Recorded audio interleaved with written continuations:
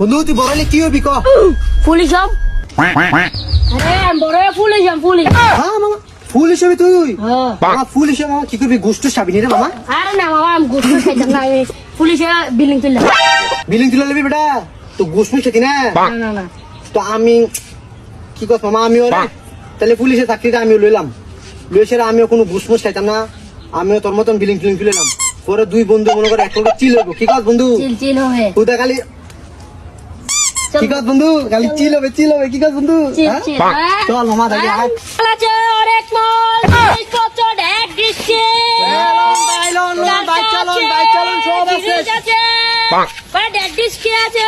আর বেটা কি রে তেমনে ডাক্তার সুন্দর ভাই ঢেক ডিশ কি আছে? অনেক মাল আছে।